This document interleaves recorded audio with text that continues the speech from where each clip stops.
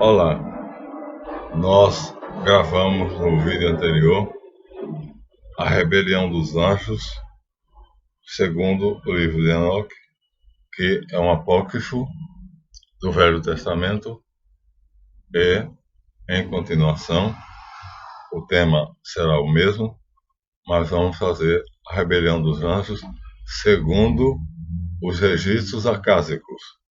Vai haver alguma semelhança com o Apocalipse de São João, mas não é exatamente a nossa fonte. A nossa fonte são os registros acásicos, tá bom? Madama Petrovna Helena Petrovna Blavatsky, HPB, tinha acesso aos registros acásicos e, então, nós temos, fontes confiáveis para saber como é que foi que aconteceu a rebelião dos anjos, segundo constam nos registros acásicos. Espero que vocês comparem com a de Enoque e que tenham alguma coisa frutuosa. Não se esqueçam de dar o seu like, o canal recomenda, nossas orações estão subindo, os inscritos estão subindo, e nós esperamos que a campanha dos membros continue crescendo. As pessoas se sensibilizem e aí façam isso aí, continuem contribuindo e se fidelizando ao canal.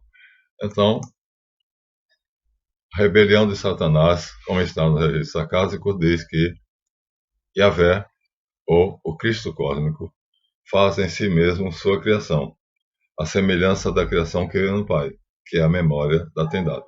A Trindade é a inteligência, a vontade e memória.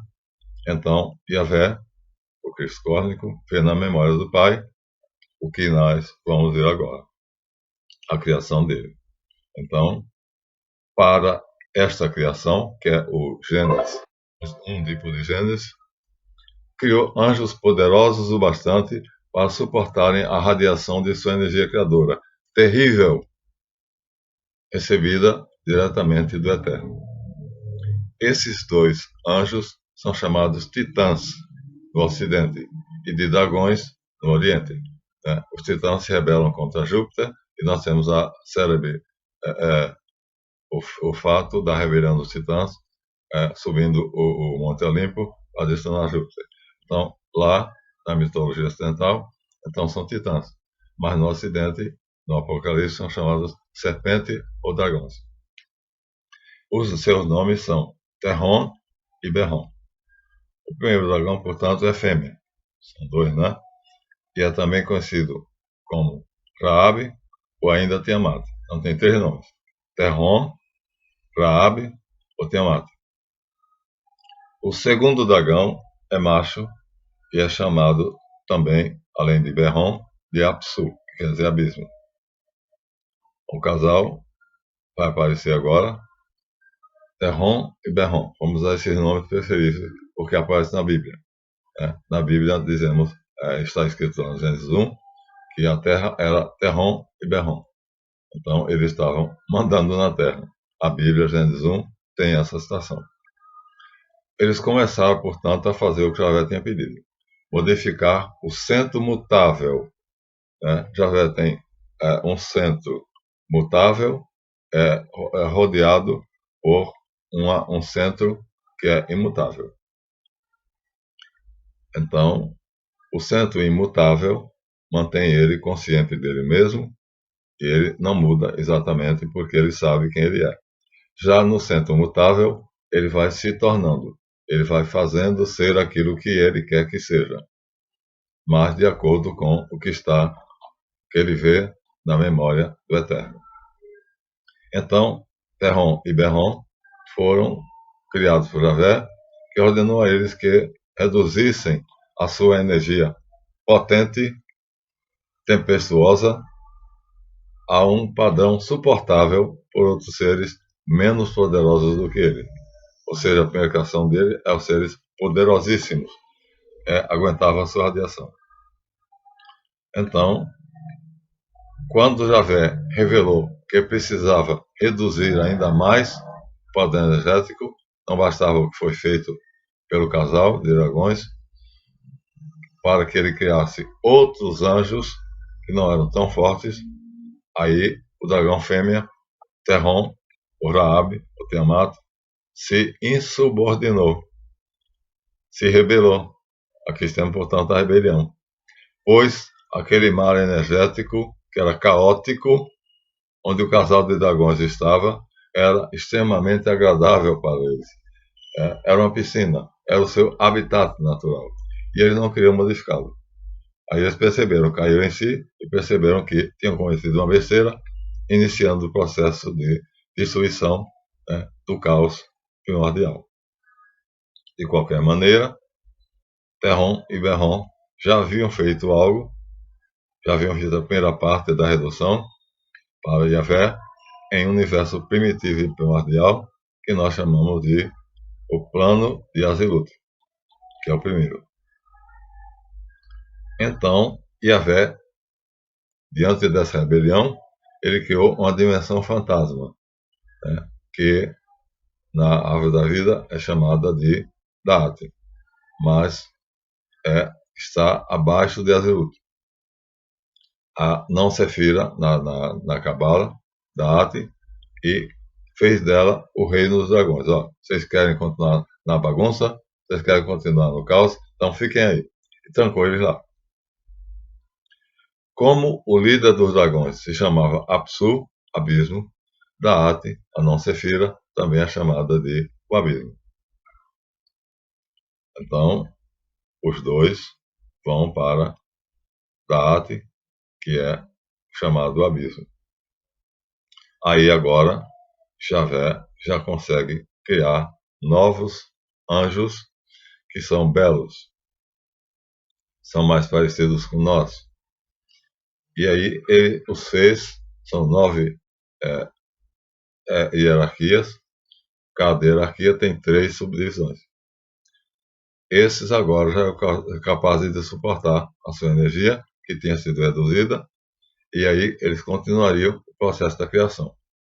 Havia, portanto, agora uma nova onda de anjos que tinham uma hierarquia de função, não de dignidade, nem de poder. Então, a hierarquia de função. Aquele que funcionava como tal, então exercia a sua função.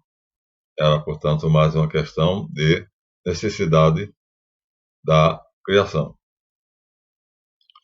Podia haver um anjo em uma função menos elevada, porém sendo possuidor de maior dignidade e poder, como é o caso aqui que vai aparecer.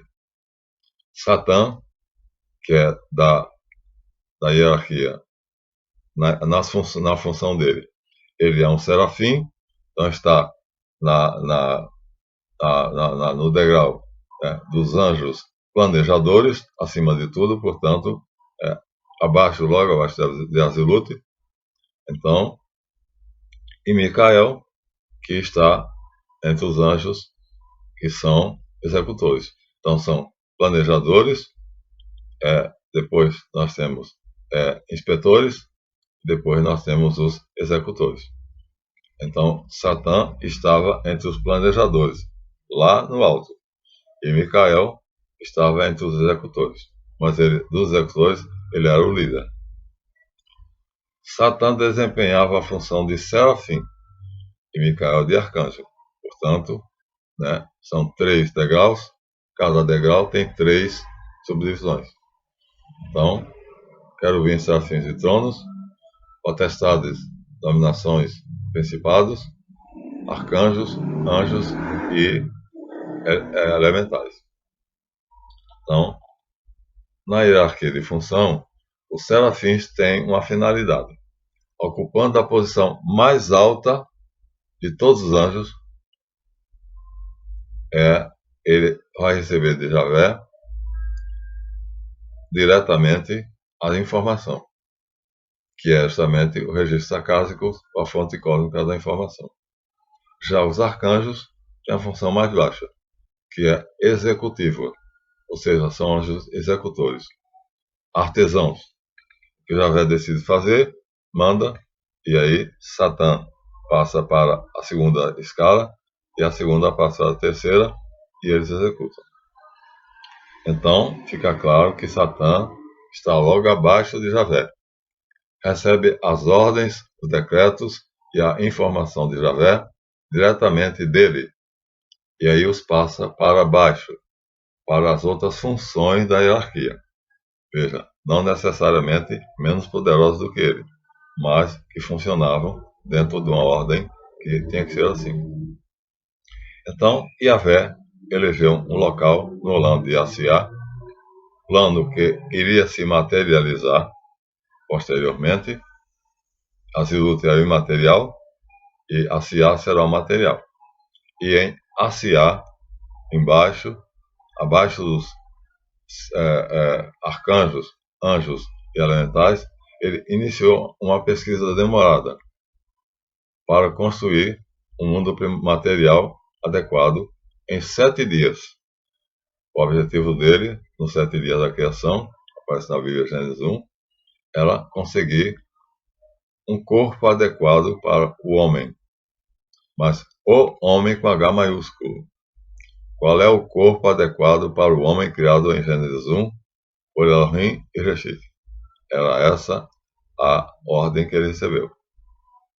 Então ele vê o homem que é criado em Gênesis 1, e agora ele tem que arrumar ali em alma espiritual, agora ele tem que fazer, providenciar um corpo material, já que ele criou o plano de Asiá, que é material.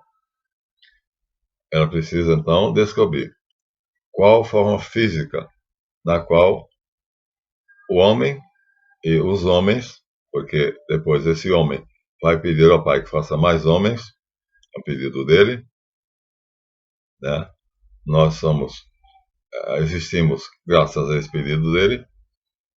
Ele pediu ao Pai que queria mais irmãos. Então, aí, essa forma física seria basicamente a de todos os homens, mas que seria a imagem desse homem com H maiúsculo, que é o primogênito do Pai. Foi assim que Javé iniciou a obra de 7 eras, copiando também o que está em Gênesis 1, que é a obra dos 7 dias. Na verdade, são 7 eras. Mas os anjos não sabiam da existência de Yeshu, que é Reshit, pois ele estava oculto na Trindade. Só Javé. Mas Satã logo percebeu, com a sua astúcia, ele era o mais astucioso, em Gênesis 3 diz, né, a serpente era a mais astuta de todos os animais do campo que Javé tinha criado, foi Javé. Então, ele astuciosamente percebe, ele tem a visão além do alcance, ele percebe para onde está se dirigindo os caminhos da criação. E ele não gosta. Por quê? Porque esse homem, com H maiúsculo, que vai ser criado e depois vai conviver com outros homens, ele será deificado. Ele vai se unir ao Logos. Satã não sabia quem era esse homem, como ele era. Mas ao saber que o Logos se uniria a esse homem, que somente Javé conhecia em profundidade, altura e largura, detalhadamente, porque estava oculto em Deus Pai, e começou a ser posto em execução, Satã começou a fazer o quê? Rebelou-se e começou a sabotar as ordens de Javé. Javé dizia uma coisa, ele fazia outra. Para que assim a criação de Javé não produzisse esse homem, com H maiúsculo, né? Que é Yeshu. Ora, assim, a todo o planejamento de Javé, que é o desejo de Deus Pai, e torna-se agora o sonho de Javé, não se realizaria, porque Satã estava entortando o plano. Iria produzir um ser de inteligência minúscula. Aí talvez a teoria da evolução, que fala dos macacos, dos gorilas, que são semelhantes aos homens, seria por aí.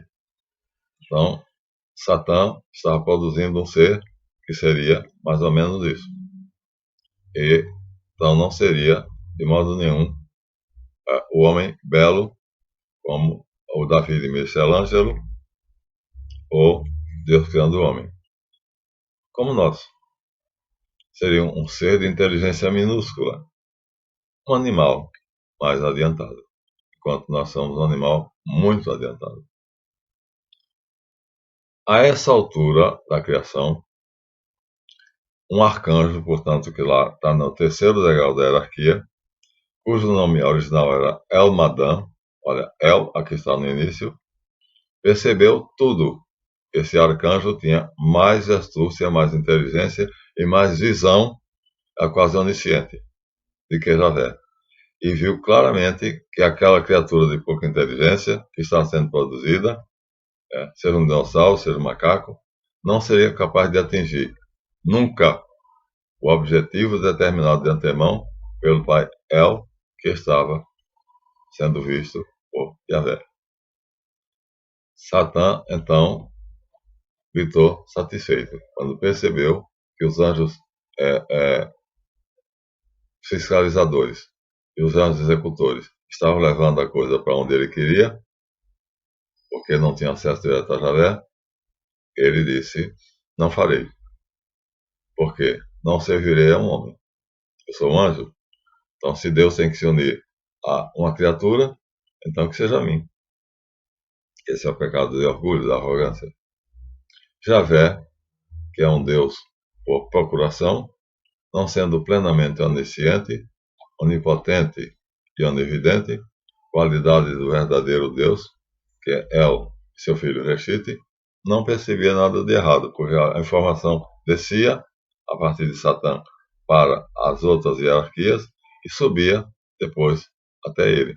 Então ele tinha informação mediante os anjos da hierarquia, de cima para baixo, de baixo para cima. Ele não é onividente, ele não é onisciente.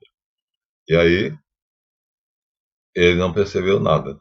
Para ele, os caminhos da criação estavam acontecendo e ia ser produzido o corpo onde habitaria a alma espiritual de Yeshua. Assim está nos registros acásicos. Mas, evidentemente, a Madame percebeu que havia algo errado. Aquela criatura não era bela, não era harmônica, não tinha equilíbrio, perfeição. Então, ele, ao perceber isso, o que é que ele faz? Ele faz com que os executores parem de agir. Ele grita: parem! Por um instante que vai ser eterno, o universo todo silenciou. Diante daquele grito, bruscamente, toda a energia do primeiro coro angélico explodiu em uma frase, quando chegou lá, a onda que a Madame produziu. E aí, Satã percebeu que tinha sido descoberto. Essa frase que ele fez, que foi como se fosse uma trombeta que foi para cima, foi: quem é que está falando no lugar de Deus? Quem é que está agindo como se fizesse aquilo que Deus quer, mas na verdade está fazendo aquilo que ele próprio quer? Em latim, quis ut Deus. Em hebraico, Mikael. O eco desse grito chegou ao mais alto nível da hierarquia, aos serafins. Então, Satã, que era o líder dos serafins, vendo-se descoberto por um anjo de função inferior, mas de poder maior do que o dele. Então, só tem uma maneira de agir: o ódio, a rebeldia, a revolta. Aí ele vai fazer o mesmo que aconteceu no livro de Enoque. Ele vai organizar uma rebelião de anjos para enfrentar aquele cujo nome deixa de ser Amadã e passa a ser Mikael. Quem é como Deus? Aí nós já existimos, né? Nós tivemos uma pré-existência terrestre, como já está escrito em alguns lugares. Então, aqueles que Deus de antemão conheceu, aí se predestinou. Se Deus de antemão conheceu, é porque a gente já estava lá. Ele nos conheceu lá. Então, homens e anjos dividiram-se. Quem ficasse do lado de Satã, então seria rebelde. E quem ficasse do lado de Micael, então seria obediente. Depois, essa liberdade foi tirada dos anjos, mantida apenas Micael. Só Micael continua sendo o anjo livre, a liberdade, porque Reshit, o Logos, confia plenamente nele. Ele tem total confiança. Os outros tiveram só essa prova. Depois perderam a liberdade. Escolheram um do lado de Satã, outro do lado de Micael. Um terço se rebelou. E um terço de cada hierarquia. Um terço da primeira hierarquia, dos planejadores, um terço da segunda hierarquia, dos fiscalizadores, um terço da terceira hierarquia, que é dos executores. De cada uma das hierarquias, então, houve uma saída de um grupo de rebeldes. E reuniram-se um grande exército. Mas Micael também tinha os seus anjos, que eram 2 terços. Então, 1 terço de rebeldes contra 2 terços de obedientes. E Micael vai chefiar os anjos obedientes. Reshit tem absoluta confiança nele, total confiança nele. É o único anjo que permanece livre. Passou pela prova de uma maneira total. Aí, está no Apocalipse, do mesmo jeito está no registro acástico. Houve uma grande luta no céu, e Miguel prevaleceu. Miguel vence.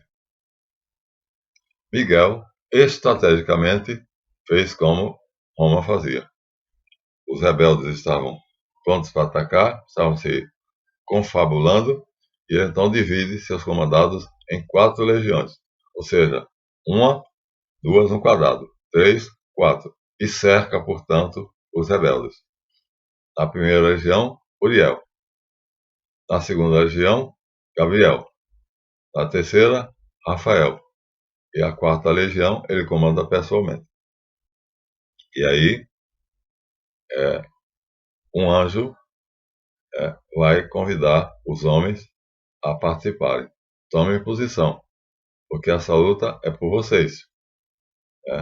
Então, anjos e homens que escolheram lutar por Deus, por Reshit e por El, e assim seguindo obedientemente o planejamento feito por Javé, perfilaram a 4ª legião, que tem os anjos e homens, chefiados pelo próprio capitão da milícia celeste, Micael, campeão e capitão da milícia celeste.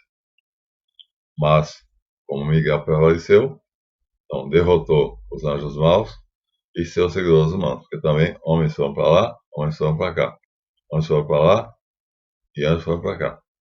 E assim os anjos maus e seus seguidores humanos foram precipitados em Da'at, a não Sefira, o abismo. Então, foram para o abismo profundo, onde há escuridão, tristeza e muita dor. Raabe, que é a rainha, que de conjunto a mesma Tiamat, a mesma Terron, ela abre as portas de Da'at e recebe, junto com Apsu, com muito prazer, com alegria, seus novos campeões de cárcere. Reinariam sobre a morte. Miguel, por sua vez, reunindo seus comandados, depois da vitória, ele vai festejar, todos vão se abraçar, vão entoar cânticos, anjos arpistas tocam a harpa, e outros tocam os símbolos, e assim há uma grande festa no céu. A vitória está assegurada. Então, Miguel, depois dessa festa, reúne todos aqueles que estão do seu lado, e aí cria uma ordem a que chamou de Grande Fraternidade Branca. Branca porque são puros, porque têm o coração branco. São aqueles que no Apocalipse diz que estão vestidos de branco. Nós pertencemos a ela. Convidamos você a também pertencer. Então, é um privilégio e uma necessidade pertencer à Grande Fraternidade Branca. Então, os rosacrucianos, tem muitos que são pertencentes a ela. Ela não tem sede, não tem líder aqui na Terra, porque o líder dela é Micael diretamente. Ele se comunica através dos mestres com os humanos. Então, quem disser assim, eu sou o chefe da igreja tal, da Grande Fraternidade Brasileira, está mentindo. Não existe isso. É uma igreja invisível. Mysticis Corporis Christi. O corpo místico do Cristo. Então, quando vocês virem Mark Prophet e Margaret Clark Prophet criaram lá um lago bonito com um palácio, dizendo que ali estava a sede, na Flórida, da Grande Fraternidade Branca, fizeram uma grande mentira. Não embarquem nessa. Rejeitem o livro de Mark Prophet e de Margaret Clark Prophet, porque não existe nada imaterial, nenhuma organização material. A organização da Grande Fraternidade Branca toda ela invisível. É uma igreja invisível. Enquanto a igreja que nós conhecemos, as igrejas, quer protestantes, quer católicos, são visíveis, a da Grande Fraternidade Branca é invisível. Assim você tem um cuidado para não se deixar levar pelos caminhos tortuosos dos mentirosos. Tá bom? E torne-se um membro da Grande Fraternidade Branca, principalmente se você já é membro do nosso canal. Então, se quer saber, você pergunta através do meu zap, do meu e-mail, como se tornar membro da Grande Fraternidade Branca e também seja membro, apoiador do nosso canal. Precisamos de mais membros, já temos alguns, mas precisamos de mais membros. Então começamos bem. Mas, então sensibilizem-se e comecem. Então, está gravando um vídeo, vamos gravar um vídeo para dizer exatamente agora, já organizamos os membros apoiadores, vamos dizer agora como é que eles vão fazer. Será um vídeo à parte. Então, assim, você estará contribuindo para aumentar o número de membros da Grande Fraternidade Branca, porque nós somos membros. Não temos nada demais, apenas servimos aos propósitos de Micael, que por sua vez obedece a Yahvé, que por sua vez obedece a Reshit, que por sua vez obedece a Elohim. Então, é uma hierarquia de poderes que exige uma obediência, mas é uma obediência livremente consentida, que nos faz felizes. Nosso coração palpita com felicidade. Ser feliz é o objetivo do homem na Terra. E se você não pertencer aos exércitos da Fraternidade Branca, fraternos e puros, você jamais será feliz. Não importa quanto você tenha, você sempre sentirá falta de algo. Então aqui terminamos, dando a vocês a história como está nos registros acálicos. E assim foi. E assim será. Terminamos o nosso vídeo. A narrativa é diferente da do livro de Enoque. Esperamos que vocês tenham uma boa visualização. Gostem do que vocês estão ouvindo aqui. E, como eu disse, vamos fazer um vídeo dizendo como é que você pode ser membro da Grande Fraternidade Branca, principalmente se você já é membro do nosso canal. Ademã, eu vou em frente.